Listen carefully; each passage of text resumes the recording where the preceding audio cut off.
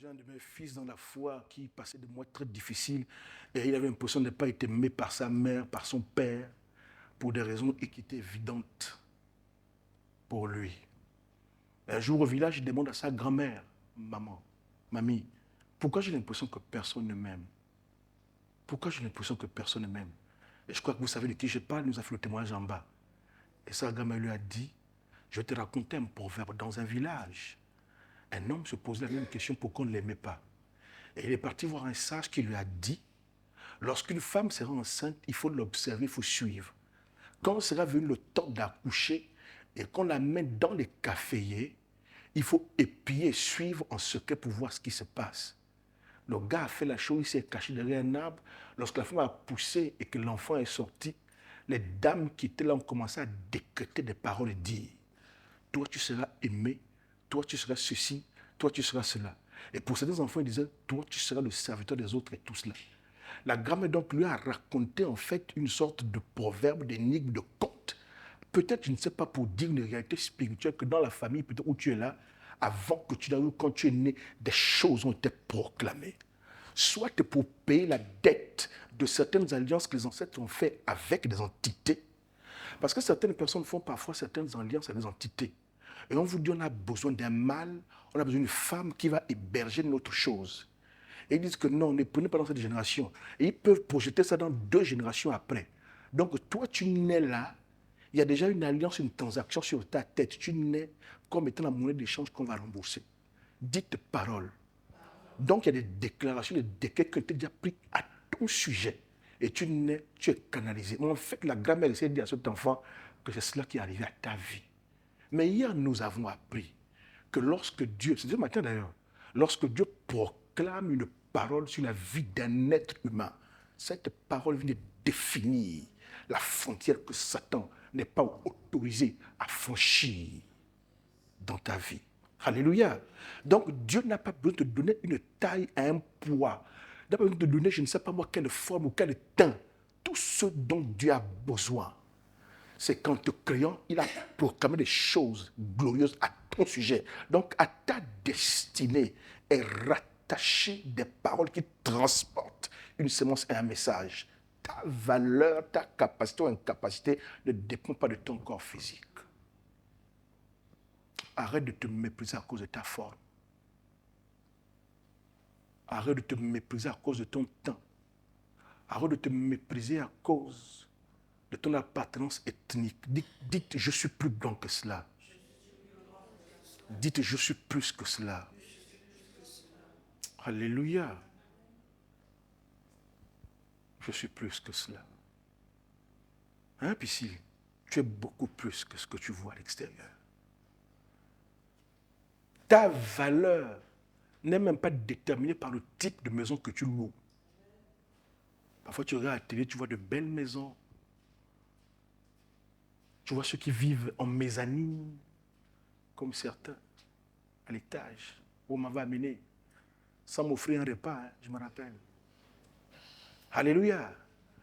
Tu dis, hey Dieu, pourquoi moi c'est les planches? Pourquoi moi c'est les maisons tic-tac? À l'époque, quand on passait par plein ciel et qu'on regardait vers le 5 en haut, il y avait des maisons comme ça, là on a l'impression que quand tu dis, tiens, boum, c'est cool.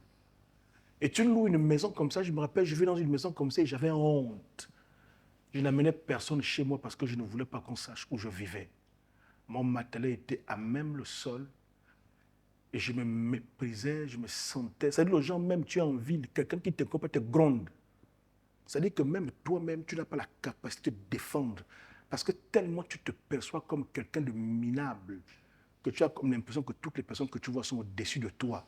Et qu'ils ont raison de se comporter comme ça, parce qu'ils ont des raisons. Mais moi, qui suis-je pour parler? On te voit marcher en ville comme quelqu'un qui a toujours peur, qui a honte, qui se cache de tout et de rien. Tu as toujours l'impression que, alléluia, que Dieu guérisse nos cœurs. Que Dieu guérisse nos cœurs. Alléluia. Dites, je ne suis pas méprisable. Le pasteur Pébi nous a raconté ça. Il dit que quand il a fait son premier voyage présidentiel avec le président Marbongo, qui sont arrivés à l'aéroport Roissy-Charles de Gaulle en France, à Paris, quand Bongo l'a amené, vous savez, un chef d'État comme Bongo, très respecté en France, à l'aéroport, on vient le recevoir, tout un cortège. Le protocole d'État français les reçoit. Tout est organisé. Et Dadi raconte, il dit, j'ai remarqué que quand il descendait de l'avion, parce qu'on veut vous prendre au pied, sur le tarmac, il dit, quand il descendait, il voyait que les autres, quand ils descendaient, ils montaient, ils enlevaient le bouton de la veste. Et quand la voiture arrivait garée à l'hôtel, la portière ne se précipitait. Tu sais, quand tu n'es pas encore dans la bourgeoisie, toi-même, tu peux vouloir ouvrir la portière. Tu n'es même pas au courant qu'il y a un protocole, tu n'ouvres pas la portière. Tu vas me dire, après, tu vas ouvrir la portière. Non, on s'occupe de vous. Comme ma femme, souvent, quand on mangeait dans certains restaurants, on mange bien, hein, on n'a aucun problème. Et un jour, vous allez raconter au cours souvent qu'elle éteint les crimes pendant qu'on est en train de manger. Ce n'est pas son restaurant, mais la crime de trouver. Oh, c'est quoi son problème? Et elle, parfois, vous mangez, vous finissez. Après, vous allez en train de débarrasser. Elle rassemble les assiettes, elle rassemble, elle les empile maintenant. Sœur, tu crois que tu lui fais le ménage ici? Alors, laisse-moi faire mon ménage. Elle est sûre même, elle arrange. Dites les réflexes. Et on peut appeler, remarque, les gens qui ont le bon réflexe dans ce milieu, quand ils descendent des Mercedes, ils descendent. D'abord, quand ils montent, ils se déboutonnent, ils s'asseyent. Quand ils s'asseyent, ils attrapent. Et donc, ça marche comme ça. Moi aussi, je vais copier. Lui aussi, quand il se déboutonne, il s'assoit, il attrape. Il faut comme les autres, vrai ou faux? Quand tu viens dans un village et qu'il danse, ne te précipite pas. Hein, tu colles un bon danseur, tu guettes la boîte qui fait, tu copies. C'est pas comme ça. Il dit, quand ils descendent, dès que la voiture descend, dès qu'on ouvre la portière, il dit, ah, donc ici, c'est pas moi qui ouvre la portière. Moi, je fais comme les autres. Et d'abord, le jour même que la voiture le prend, à son heure, quand la voiture nous cherchait, il y a un monsieur qui dit, c'est vous le pasteur du président? Il dit, oui, pasteur du président. Et quand il descend, maman, il se rend compte que tous les grands, quand ils descendent, ils s'arrangent d'abord, il tire la veste, il met un bouton sur moi, celui de lui met un seul bouton, et il marche. Donc ça marche comme ça. Lui aussi, quand il descend, il arrange la veste, il met un seul bouton et il marche. Après, quand il fait ça, parfois quand tu fais ça, les pensées du passé te ramènent. Ah, tu es un gars du 5. Ah, tu es un gars du marché de Lumi. Je vous dis, tu es un gars d'Aoundile ça. Tu es un gars de la prison, tu veux monter quoi, tout ça. Après, il s'arrête, il dit, mais j'ai fait quoi? J'ai fait quoi que moi aussi je n'ai pas vivre? J'ai fait quoi que je n'ai pas me sentir beau ou belle? Moi aussi, j'ai fait comme les autres. Alléluia. Et il commence à dompter toutes ces pensées qui montent à l'intérieur. Donc, juste pour vous encourager, hein, Maë, ça ne dépend pas de ta taille. Ça ne dépend pas de quoi. Tu es un homme qui va t'aimer comme ça. Pas besoin d'avoir des mentions sur Naomi Campbell. Alléluia. Tu es Koudoute, il y a quelqu'un qui va t'aimer Koudoute. Tu es grand, je vous dis, il y a quelqu'un qui va t'aimer grand. C'est pas ça? C'est pas ça? Ah. Tu es noir là, j'ai un frère là, lui ne veut même pas entendre parler de brune, il s'est déjà marié. Il ne cherchait que le teint noir comme même. Si à l'époque il t'avait peut-être qu'il t'aurait sœur.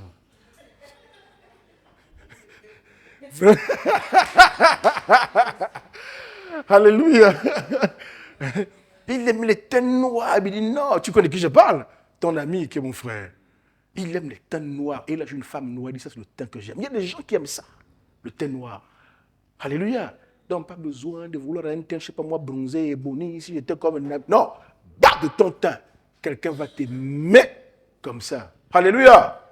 Est-ce qu'on peut acclamer le Seigneur? Alors, donc après cette phase introductive, nous allons parler de notre enseignement. J'aimerais que l'on parle ce matin d'un thème, la discipline. Obtenir la discipline dans la vie de prière.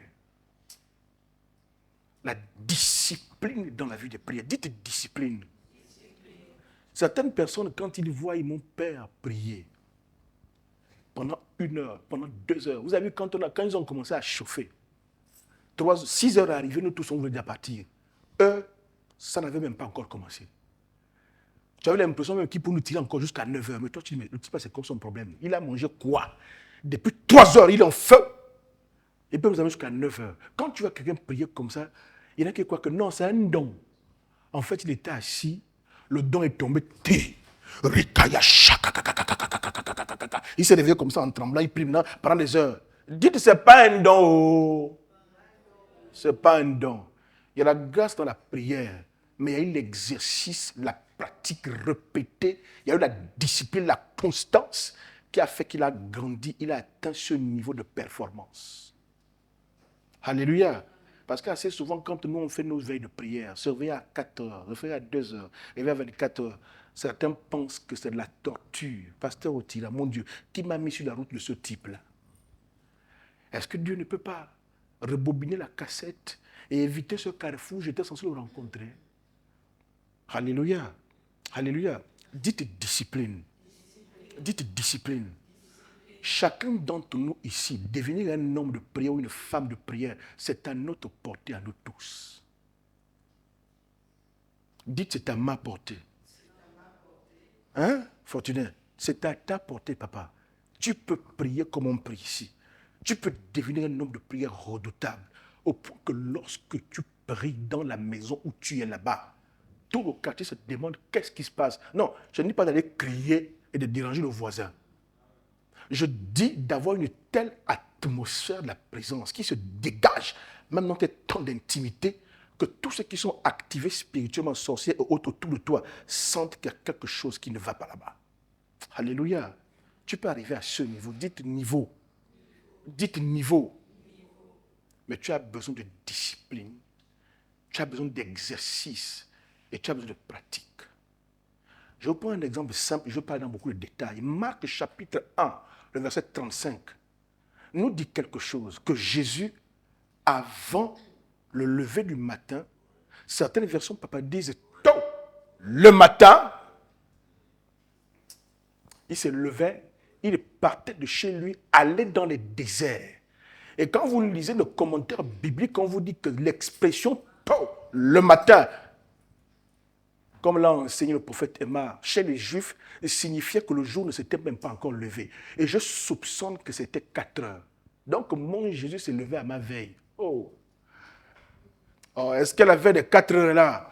Acclamez le Seigneur. Bon, ceux qui sont dans les autres veilles, vous allez trouver votre prophète qui prie à 7 heures, ou je ne sais pas moi, si c'était Élisée ou Élie ou Jean-Baptiste, ou c'était à 24 heures, ou quelle heure, je ne sais pas moi. Alléluia. Alléluia. Voilà. Donc moi je pense que Jésus était un homme de la veille de 4 heures. Hein Maë? Toi quand on appelle, on lance l'appel, elle se réveille, elle voit. Ah, pas aujourd'hui, pardon. Elle pousse au téléphone. Ou bien quand elle dort, elle désactive de nos mobiles. Si je laisse ça allumer, là, ils vont me réveiller, pardon. Ils vont me téléphoner à 4 heures. Le pasteur aussi là qui ne manque jamais là. Il y en a qui dorment, qui éteignent, qui désactivent. Non, non, non. Dites discipline. Dites discipline. Donc Jésus sortait et partait dans le désert pour aller prier. Et lorsque vous le lisez, on va le lire. Marc chapitre 1, le verset 35.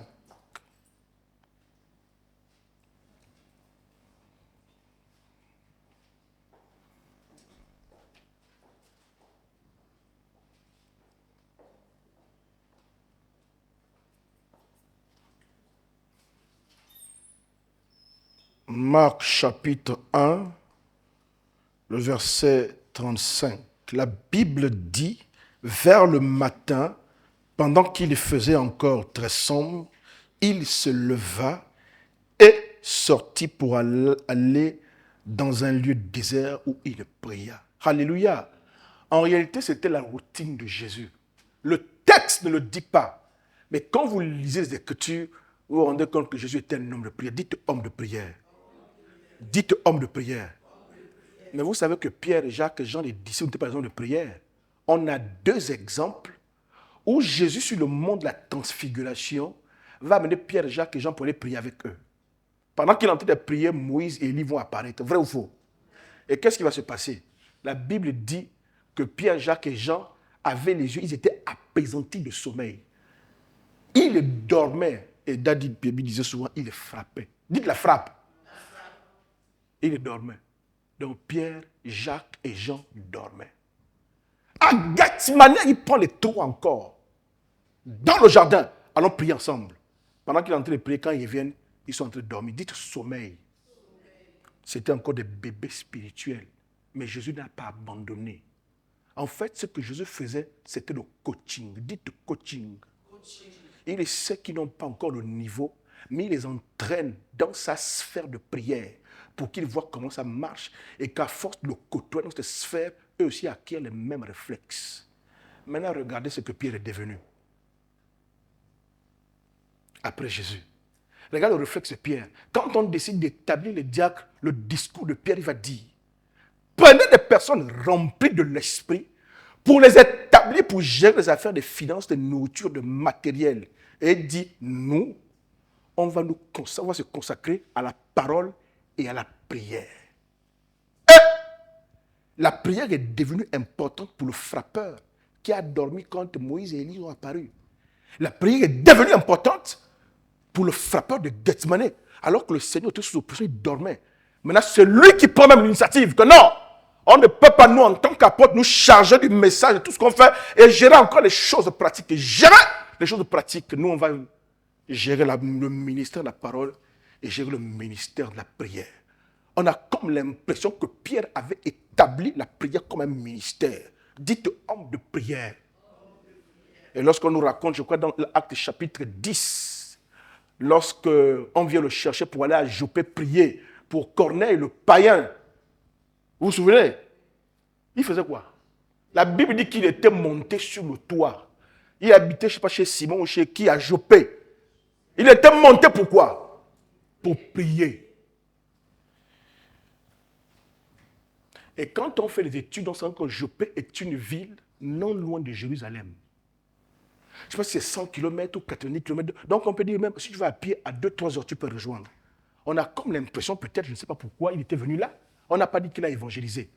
Et je me suis souvent dit, est-ce que Pierre n'avait pas quitté Jérusalem pour se retirer là comme une retraite dans une maison qui lui avait été consacrée? Il passe le temps à prier. Dites prière. Et peut-être que c'est parce qu'il priait que le Seigneur a vu que voici un homme disponible que je peux utiliser pour envoyer chez Corneille. Comment un homme qui n'était pas un homme de prière, qui était marché avec le plus grand docteur, le plus grand intercesseur, pendant que lui petit dort. Mais Pierre, on a comme l'impression qu'il est devenu un homme de prière. Dites homme de prière. C'est venu à cause de quoi? L'exercice. Et c'est cela qu'on est en train de faire avec chacun d'entre vous, Piscine. C'est pourquoi on commence à initier chacun d'entre vous comme conducteur de prière. Après, quand on vient ici, on te met 15 minutes devant pour que tu diriges un peu la prière. Parce qu'on est en train de te préparer. Dites préparation. Dites préparation. Dites préparation. Mais chaque fois quand on parle de discipline, d'exercice, de pratique, les gens n'aiment pas parce qu'il y a un prix à payer. Parce qu'il faut être constant. Parce qu'il faut être endurant. Les gens n'aiment pas ça. Mais comme je vous l'ai dit, en fait, un être humain, tant qu'il ne sait pas mailler, c'est qu'il va gagner dans le business là. Un jour, Jésus fait ses choses, il fait ses business, il prêche, il multiplie les pains et tout ça. À un moment donné, les gars, maman, l'évangéliste, viennent voir Jésus. Que nous avons quitté nos business. Nous avons quitté la pêche. On a même laissé nos familles pour toi. Mais entre nous, papa, dis-nous, dans le business là, quelles sont les retombées pour nous? Nous, on gagne quoi? Parce qu'un être humain, sacrifice, oui, mais il faut qu'il sache ce qui le motive. Il va gagner quoi? Alors là, ils ont dit à Jésus, non, pardon, on ne peut pas devant les gens, hein, mais entre nous-mêmes, dis-nous, nous, on gagne quoi? On a laissé père et mère, et Jésus leur dit, il n'y a personne qui, pour avoir laissé famille, maison, boulot, toutes ces choses pour moi, ne les obtiennent au centuple. Dites centuple. Bon, il y a la deuxième partie du verset que je n'aime pas. N'obtiennent de maison, des femmes, des enfants, avec des quoi? Oh.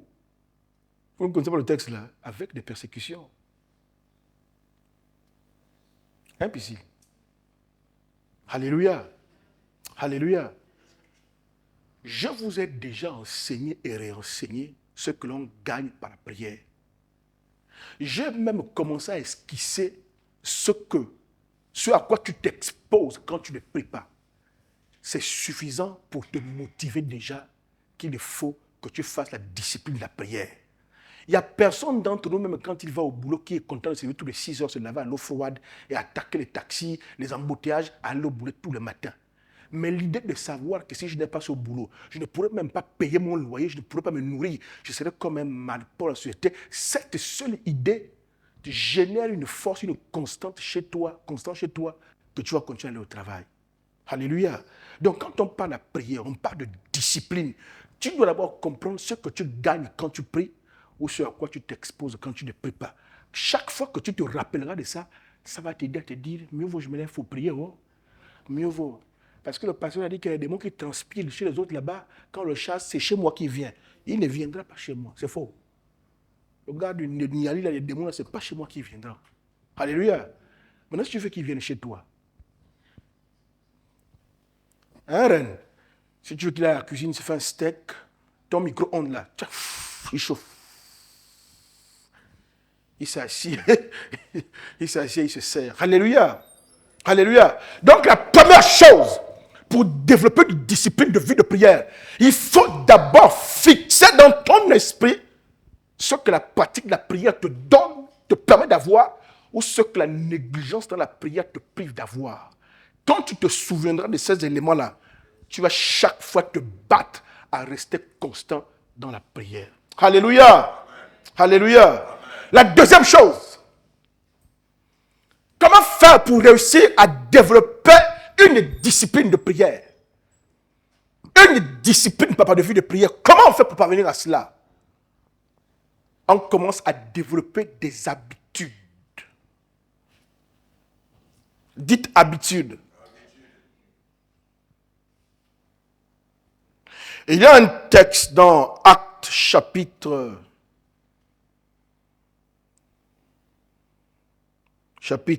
4, je pense, qui raconte l'histoire de Pierre et Jean.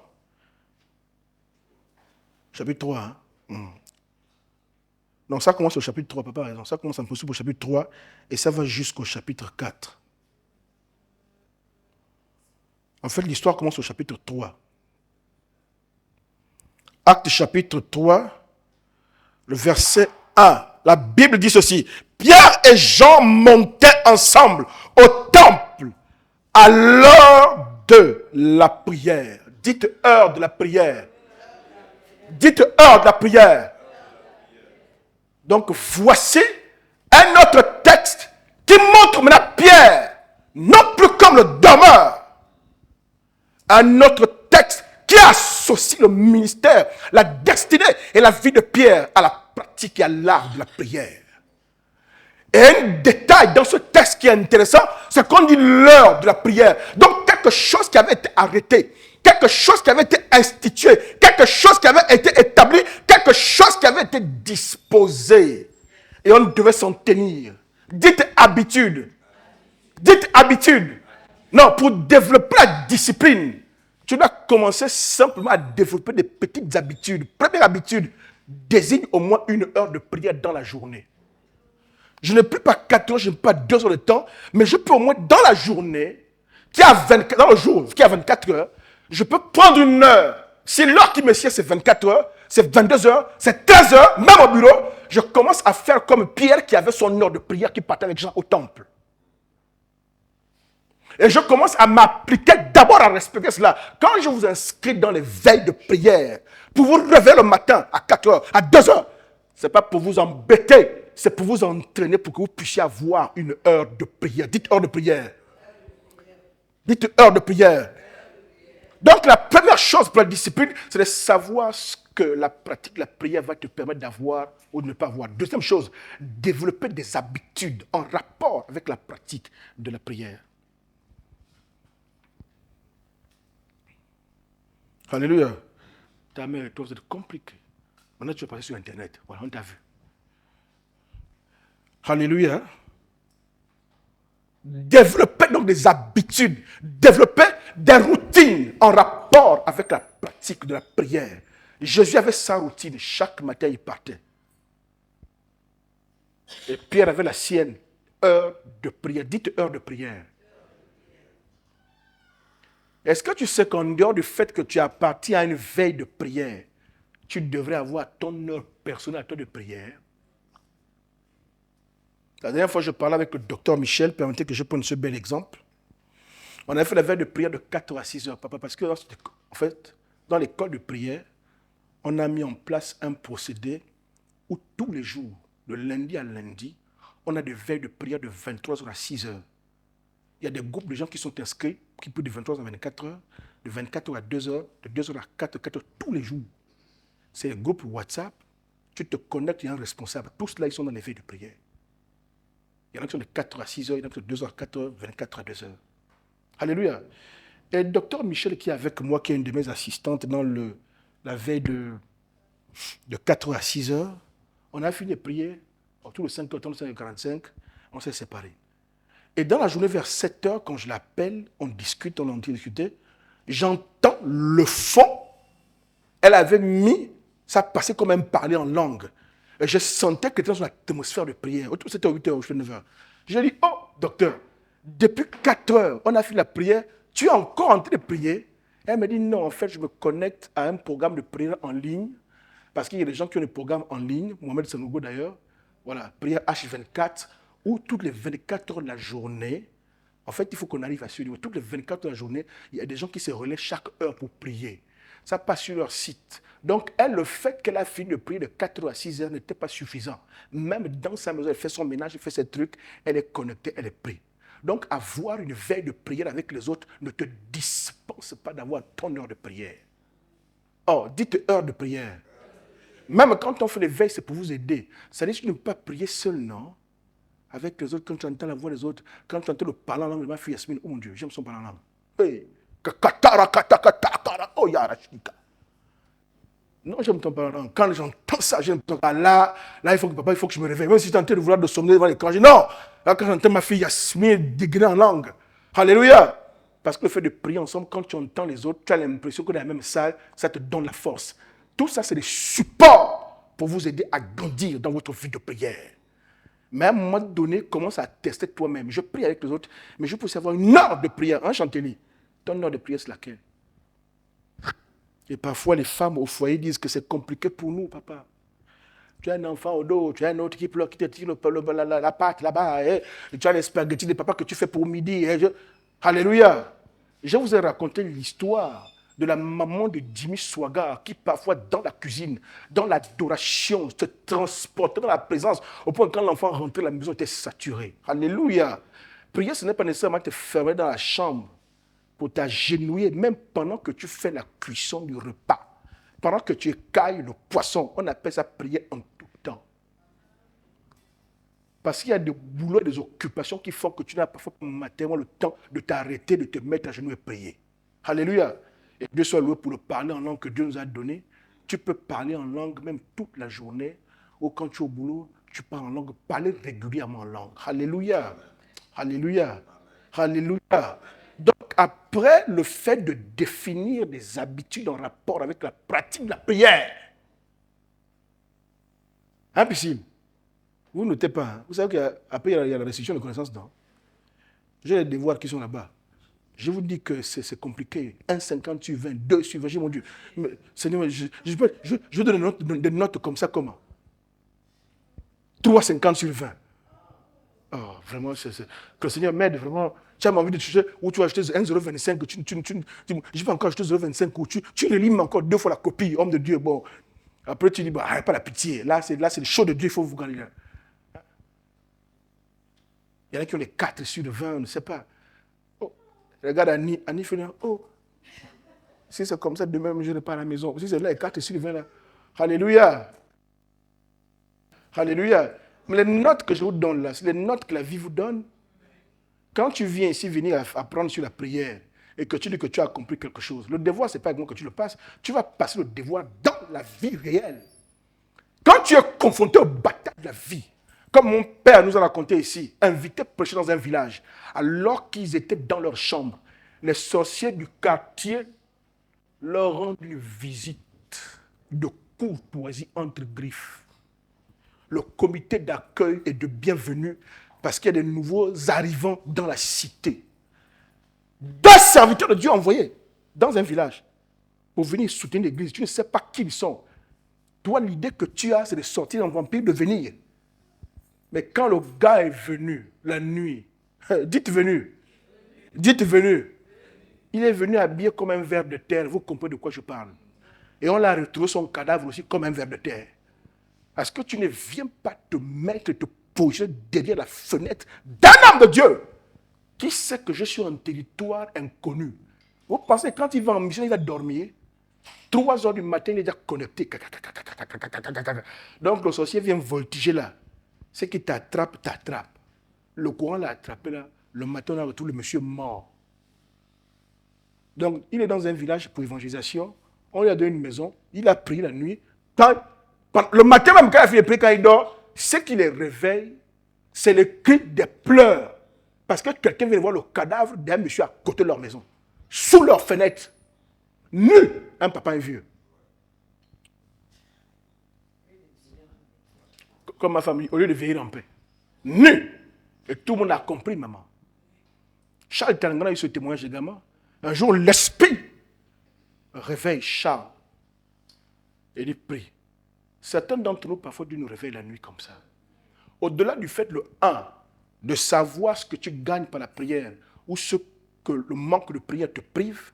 2, développer des habitudes de prière. 3, apprendre à écouter l'esprit dans la prière. Parce qu'il y a des moments de prière qui sont déterminés parfois par l'esprit, non pas par toi. Tu es là.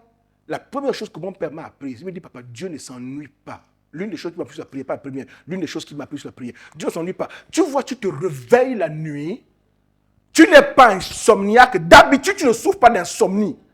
Mais bizarrement, Juni, ce jour à 2 heures, le sommeil te quitte maille. Tu ne comprends pas pourquoi le sommeil te quitte, en fait. C'est un signal pour te dire, prie. Parce que parfois, ton niveau de prière est si bas, que le niveau du feu est si bas, que là où tu dors, tu es en danger, il te réveille. Tu vas te soulager, tu reviens, le sommeil te quitte. Au lieu de te dire même que, oh, même si ma veille de prière c'est 24 heures, hein, je vais me lever à 24 heures. Ma veille de prière c'est 4 heures, mais je me suis levé à 24 heures, il y a ceux qui prient à 24 heures. Je vais peut-être me connecter aussi pour écouter un peu la prière. Non. Tu forces le sommeil, tu tires le sommeil, tu bloques le drap par les gros orteils, tu bloques comme ça, tu tires jusqu'ici. Le sommeil ne vient pas. Mais tu ne sais pas que le Seigneur t'a déjà réveillé. Parce que parfois, à cause du fait, comme je te dis, de ta vie de prière, ta vie spirituelle, qui manque d'envergure. Mais quand la Bible dit, n'éteignez pas l'esprit, vous pensez que c'est quoi? Parce qu'il y a un feu, quand on est en communion avec l'esprit, quand la Bible dit, soyez continuellement remplis de l'esprit. Ça veut dire qu'à un moment donné, tu peux éteindre l'esprit, le feu. À un moment, tu peux ne pas être rempli, tu peux être vide et sec. À un moment, tu peux attrister l'esprit. Et tu deviens quoi? Une épreuve facile. La Bible dans 1 Pierre chapitre 5, 8 à 11. Parce que quand j'enseigne souvent ça, on dit, ah, laisse ça, Jésus nous protège, Jésus veille sur nous. Ah bon, oui. Mais le même Pierre qui a vécu avec Jésus, qui était son apôtre, qui était le patron des apôtres, 1 Pierre 5, 8 à 11, il dit, veillez, car votre adversaire, le diable, rôde autour de vous, cherchant qui vous dévorer. Ah, donc si je ne veille pas, mais je dois veiller sur quoi? Et Jésus, à Gethsemane, leur a dit la même chose qu'il a répété en veillant. Il lui a dit, veillez et priez, de peur que vous ne tombiez pas en tentation. Donc, Jésus nous a dit enseigner. Parfois, ta vie de prière et parfois la batterie comme du téléphone est à 3%. Le mari de nuit qui te visite souvent là, le Seigneur sait qu'il est en train d'arriver. Et que tel que tu es là, oh, il va en faire qu'une bouchée. Et il provoque quelque chose, que tu te réveilles. Parce qu'il veut que tu pries, que tu augmentes, que tu intensifies. Mais tu n'es même pas sensible. Tu vas te soulager. Il y en a même quand il y a l'insomnie. Arrive à la au salon, il fout le frigo. Il prend un coca, tout. Ah. Il va s'asseoir. Il y a quelqu'un qui se reconnaît ici. Mais je le regarde parce qu'il va penser, il s'assoit, il cherche. Oh, le sommeil ne vient pas. Oui, c'est un homme. Je sais, il se reconnaît, c'est un frère. Tout. Ah. Il va s'asseoir, il prend son téléphone, il met les données mobiles. Là, il n'a plus de sommeil, il veut faire passer le temps. Mais il ne sait pas que Dieu le réveille. Ah. Il ne sait pas. Donc, dans la discipline, tu dois également apprendre à obéir à Dieu, même quand tu as déjà prié. Même quand tu as fait tes heures de prière, apprends quand l'Esprit te pousse à la prière, même si ça te paraît un moment supplémentaire de prière. L'Esprit sait pourquoi il te conduit là. Il y a certains d'entre nous, parfois, il y a des signes que Dieu utilise. D'autres, parfois, sentent comme ce sont des touches. moi souvent, bon, avant que j'écoutais, quand on avait commencé à la Beau Séjour, j'écoutais souvent comme la fanfare, non pas la fanfare, comme une voix qui m'appelait de loin. Léon, Lionel! Qui m'appelle? Je me levais. Je comprends que non, c'est pas quelqu'un qui m'appelle. C'est le Seigneur qui m'appelle. Alléluia. Il y a ces signes que vous vivez. Mais depuis un temps, c'est la voix de mon épouse que le Seigneur utilise maintenant. Parfois, j'entends Léo. Je vous dis, Léo, je me réveille, elle est profondément endormie. Et je sais que le Seigneur qui dit, je t'aime, vous, quand ma femme, pour me réveiller. Parfois, tu sens tes touches à l'épaule. Tu te réveilles. Alléluia. Mais à un moment donné, l'esprit veut te mettre dans une dimension. Il y en a qui ont même peur. Ah, c'est quoi ça? Mais comme il voit que ça t'effraie et qu'il t'aime, il recule. Il ne t'amène plus dans ça. Parce qu'il préfère t'avoir stable, en paix, que là, les choses qui vont te compliquer l'existence. Oh mon Dieu, je deviens fou. Je sens des choses bizarres à la maison, on m'appelle. Non, non, non, non. Alléluia. Parfois, l'esprit t'appelle, il faut payer. Et il faut avoir cette discipline de chanter. Même moi, tu vas te rendre compte, parfois, certains vivaient ça avant. Après, ça a disparu. Parfois, tu l'as attesté. Alléluia. Mais il faut que ça revienne. Oh Seigneur, inspire même moi de prière. Réveille-moi la nuit quand il le faut. Hein, ma Pierre, tu vois, non? Voilà. Parfois, la nuit, tu es là, tu n'as pas sommeil. Quand tu n'as pas sommeil, si tu souffres d'insomnie depuis longtemps, c'est autre chose. Mais tu ne souffres pas d'insomnie. D'ailleurs, même, je me suis rendu compte, la plupart des personnes qui souffrent d'insomnie, au-delà du fait qu'on peut avoir des raisons médicales et tout ça, des gens de stress, post-traumatique, tous les termes que même le docteur peut nous donner, ou les soucis, les gens qui réfléchissent, mais je me suis rendu compte que la plupart des grands intercesseurs que j'ai connus ne dorment pas beaucoup la nuit. C'est des gens qui vivent sur leurs genoux. Vous blaguez. Et il y a un homme de Dieu aujourd'hui, il va arriver au Gabon quand? J.P. Makanzou. Il est invité au Gabon, vous allez voir l'affiche, J.P. Makanzou. C'est un homme de Dieu de la RDC. Il est en France. Il a un ministère ACCR, World Mission. Cet homme-là, le nom qu'il porte, J.P. Makanzou, je ne sais pas si J.P. c'est Jean-Pierre ou Jean-Paul, c'est Jean-Pierre Makanzou. En fait, c'est les prénoms et le nom d'un grand évangéliste du Zaïre, du Congo, qui a marché dans la puissance de Dieu.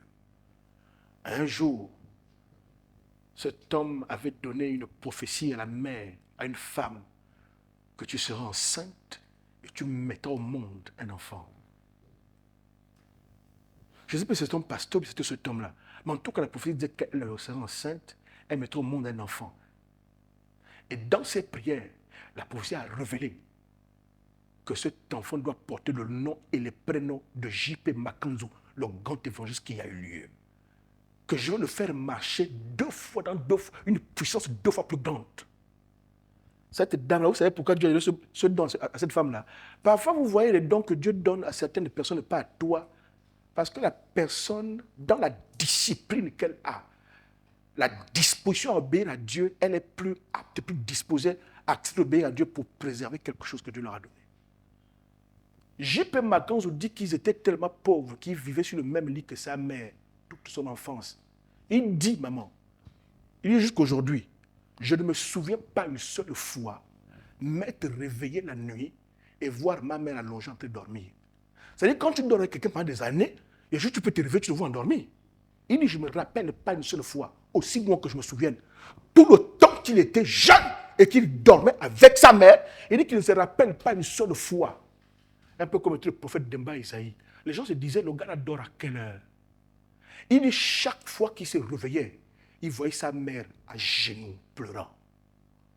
Sur le ministère de cet enfant, Père, tu as dit qu'il serait un grand homme de Dieu. En fait, lui, il dit, les miracles que vous voyez dans mon ministère maintenant, là, les gens qui guérissent, les infirmes, qui se lèvent, les aveugles qui voient là, il dit, ça a été un investissement spirituel dans la prière par les années, par ma mère. En fait, je rentre dans le ministère, mais le terrain était balisé par une femme qui était connectée au ciel et qui vivait sur ses genoux. Oh my God!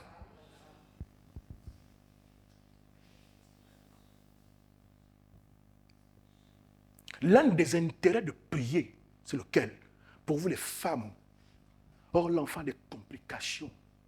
Or, l'enfant ne trouve pas le travail. L'enfant encore a 2 ans. Tu n'es pas une femme de prière. Une femme de sommeil. Tu ne sais pas que le temps que tu te lèves à 24 heures, tu te connectes à 4 heures, tu es constante. Tu es en train d'emmagasiner comme sur le plan spirituel, comme des provisions.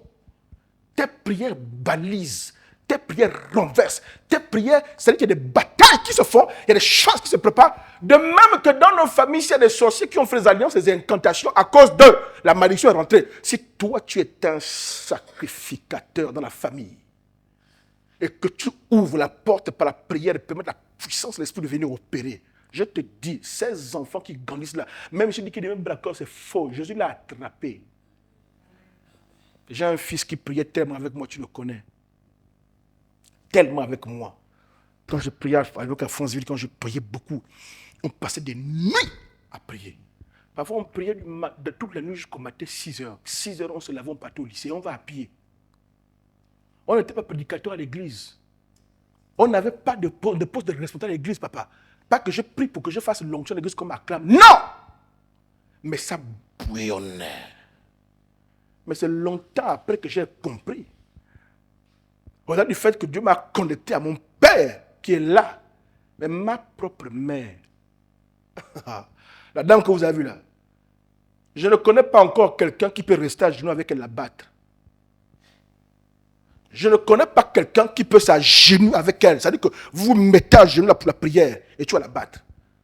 Vous pouvez faire là de 24 heures sur la genou. La dame est terrible. Je vous dis que cette dame là, quand elle prie, elle est redoutable.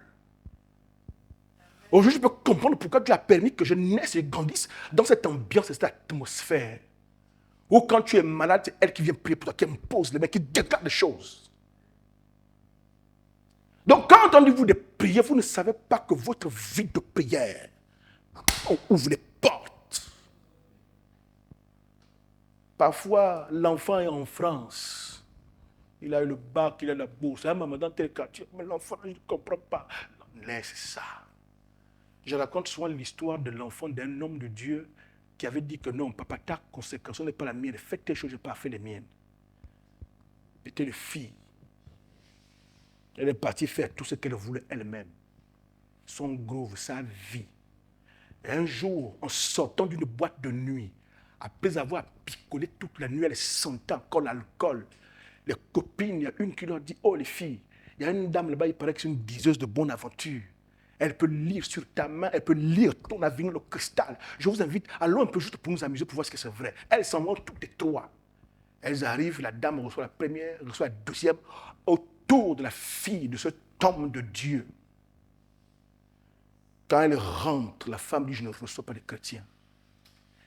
Oh, elle dit qui est chrétien? Mon père n'a pas aucun chrétien. Elle dit, je te dis, je ne reçois pas les chrétiens. Elle dit, oh, je sens encore l'alcool, j'ai dansé en boîte comme une dingue. Comment tu dis que je suis chrétienne? Et la diseuse de bonne aventure lui dit, vous dites, vous n'êtes pas chrétien? Elle dit, non. Elle dit, alors expliquez-moi pourquoi il y a des anges qui vous accompagnent. Cette fille allait en boîte. Son père était un homme de Dieu, mais parce que pendant qu'elle partait, le type vivait sur ses genoux à cause de mon alliance avec toi. Quand vous dites de prier, vous n'avez pas idée du poids spirituel que la prière apporte à vos vies. Vous n'avez pas idée. Vous pouvez même façonner un président de la République dans votre maison. Vous pouvez façonner le prochain Pibi dans votre maison. Vous pouvez façonner le prochain Billy Graham dans votre maison. Vous pouvez façonner le prochain Renard Blanquet dans votre maison par une vie de prière. Tous les 4 heures, l'atmosphère change. Tes enfants dorment. Ils sont baignés par cette atmosphère d'une mère qui prie. D'une mère qui prie. Ils grandissent dans ça. Une mère qui prie. Une mère qui prie. Une mère qui prie. Pas qui pleurniche, se lamente que ma vie. Ta vie a fait quoi? Ta vie a fait quoi?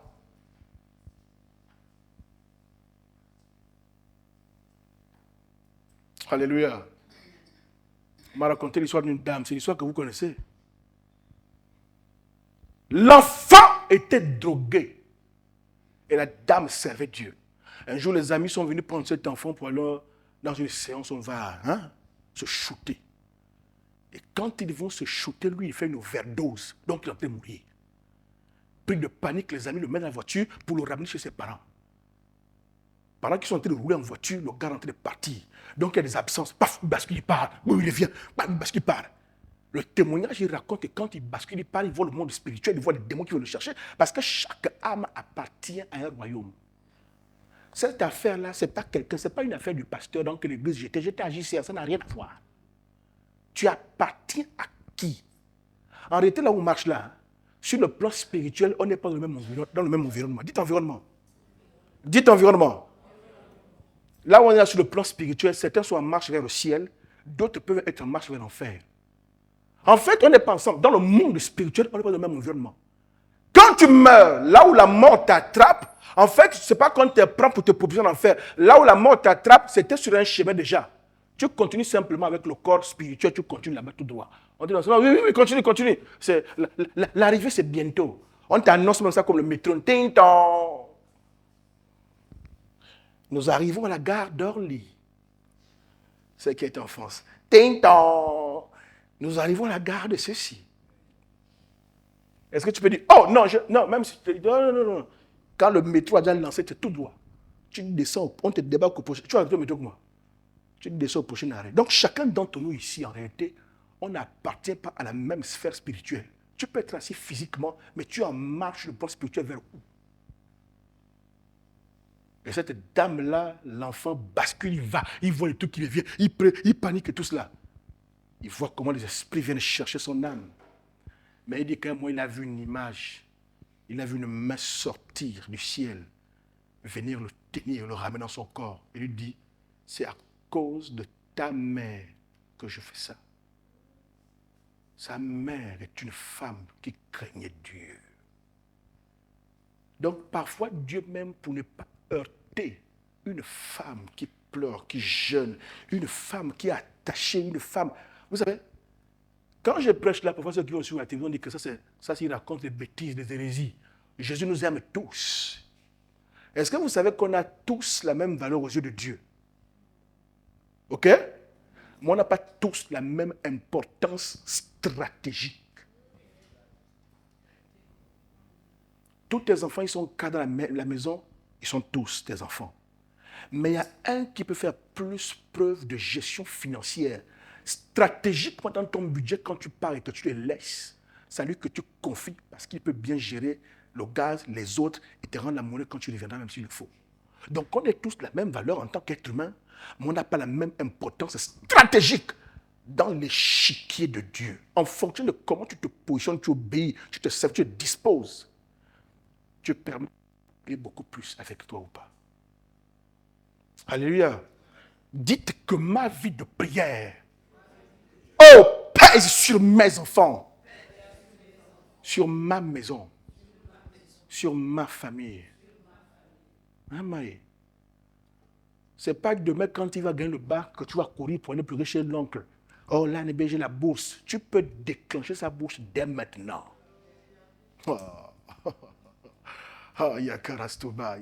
Alléluia. Tu peux déclencher sa bourse dès maintenant. Déclencher le fait qu'il ne se trompera pas de femme, ne prendra pas la femme bizarre. Non, il ne faut pas donner le genre de belle-mère aussi. Non, Seigneur, la femme que tu le donneras doit être qui pense à moi. Non, il ne faut pas penser à ses propres intérêts. Il ne faut pas qu'elle soit comme ci, comme ça. Non, on n'a pas de prier comme ça. Aujourd'hui, on a commencé à prier pour que la belle fille, plus tard, soit celle qui te donne tout et ne gagne rien. Ah bon? Parce que toi, si tu étais... Moi, j'ai dit un jour à une de mes tantes. Ah, toi et ta femme là, c'est juste le malin. Ah, tu donnes tout. Tu fais tout à ta femme. Vous savez ce que l'on fait à l'église là? Quand on est avec les pains, ça les fatigue. Connais, ils sont tous à deux, c'est vous quoi. Hein? C'est vous les premiers mariés. Savez-vous qu'on a vu l'amour avant? Savez-vous qu'on a vu l'amour? L'autre a dit, c'est moi qui mange l'oseille. Pourquoi c'est ton bouche qui expérimente le pH de l'oseille? À quel niveau c'est moi qui suce le citron? C'est toi qui... Ou bien? Oh. Même Marie, toi, fait aussi comme pour toi. Ou bien?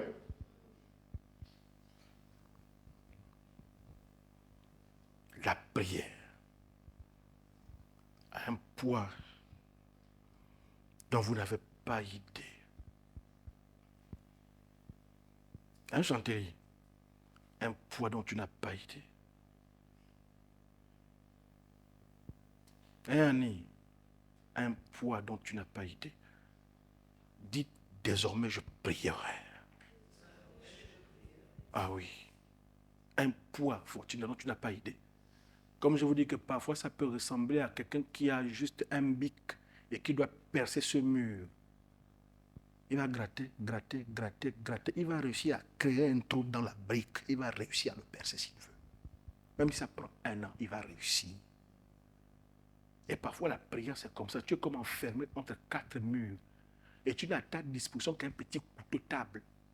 Tu tapes, un jour tu es fatigué, tu déposes, tu reprends, tu tapes. Pendant même des mois et des années, tu finiras par percer.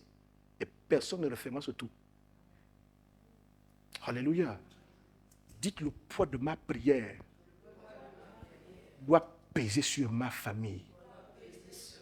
Et doit peser sur ceux qui viennent après moi. Oui, maman.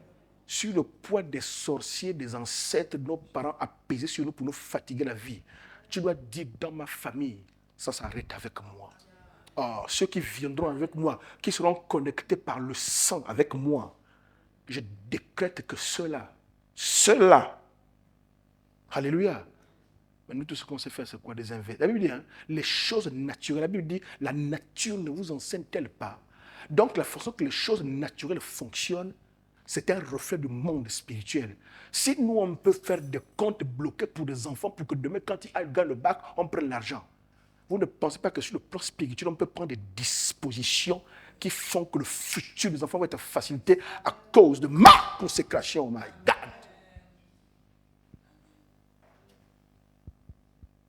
Alléluia. Discipline, dites discipline. Donc on a parlé de combien de points? Le premier point c'était quoi? Ou bien, mon père, on n'est pas priant. Le deuxième point, habitude de prière. Troisième point,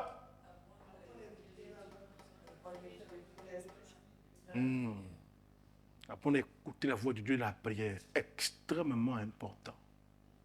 Hein, Chantéry? Quand tu dames le niembou là, tout, et puis les noix, tous les voisins écoutent, tu entends de l'intérieur, tu ressens le besoin de prier qui monte. Adore même quand tu es en train d'adorer, tu penses au niembou, tu penses à comment tu le fais, il faut que ton mari mange, il faut qu'il soit content et il faut qu'il t'aime davantage. Il n'y a que ça que tu penses. Il n'y a que ce à quoi tu penses. Alléluia.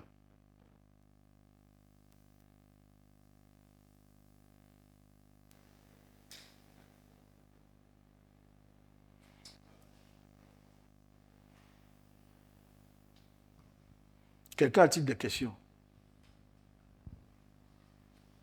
Je vous permets de poser la question parce que vous allez faire le devoir 15 minutes. Il n'y a pas de questions? Seigneur, je te dis merci pour ces moments. Merci pour ces 3 clés nous permettant de développer une discipline dans la vie de prière. Merci pour la sagesse que tu donnes à tes enfants. Merci d'asseoir ces vérités en eux et de permettre que ces vérités portent du fruit. Merci de changer leur vie. Dans le nom de Jésus-Christ. Amen.